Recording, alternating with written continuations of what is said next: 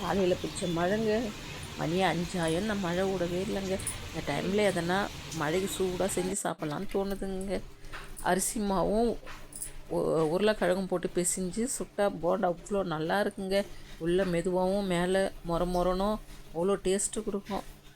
நம்ம வாங்க வீடியோக்குள்ளே போகிறதுக்கு முன்னாடி என் சேனலை முதல் முறையாக பார்க்குறவங்களா இருந்தால் சப்ஸ்கிரைப் பண்ணிங்க, கீழே இருக்கிற பெல் பட்டன் அழுத்திங்க. வாங்க வீடியோக்குள்ளே போகலாம். அரிசி மாவு 1 கப் எடுத்துக்கலாம்.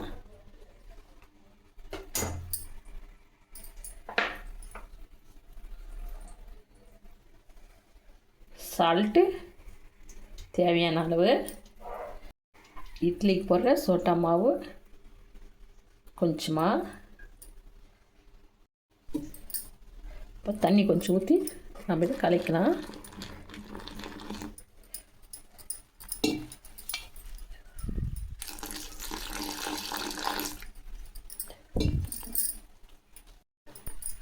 இந்த அளவுக்கு மாவை கரைச்சி எடுத்துங்க.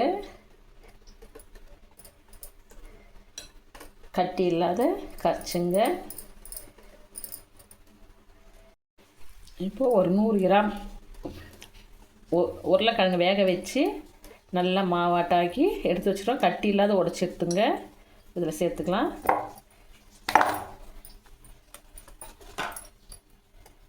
அதையும் நல்லா அப்படி தொழைய எடுத்துக்கலாம்.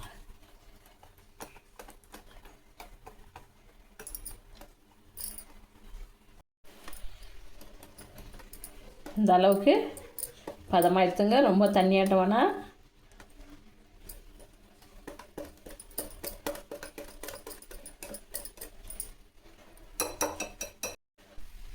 வெங்காயம் ஒரு கைப்பிடி நிறைய கட் பண்ணி எடுத்துங்க. பச்சை மிளகா ஒரு 2 கட் பண்ணி எடுத்துங்க. கறிவேப்பிலை இது போல் கட் பண்ணி எடுத்து போட்டுங்க. கொத்தமல்லி சிறுவை கட் பண்ணி எடுத்து போட்டுங்க. இதை நம்ம பிசைஞ்சிக்கலாம். இப்போ கை போட்டு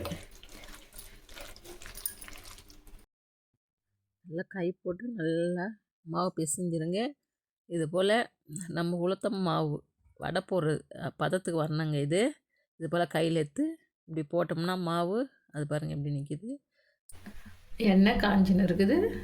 அது நல்லா புகை வர மாதிரி ஆச்சுன்னா அப்போ நம்ம மாவு எடுத்து அதில் விடலாம். புகை வருது பாருங்கள். இப்போ நம்ம போண்டா போடலாம்.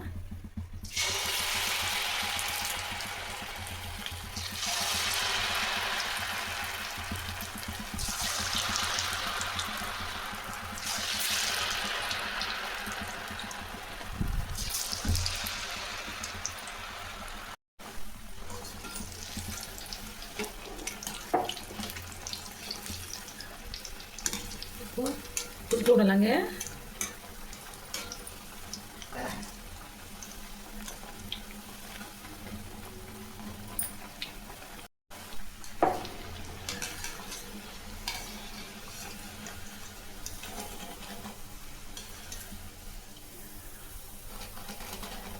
பச்சரிசி மாவு போண்டா இன்னும் கலராக வந்துக்குது பாருங்கள்.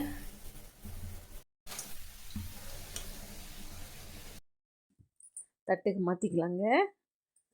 பச்சரிசி போண்டா முறுன்னு ரெடி ஆகிடுச்சு. நீங்களும் ட்ரை பண்ணி பாருங்கள்.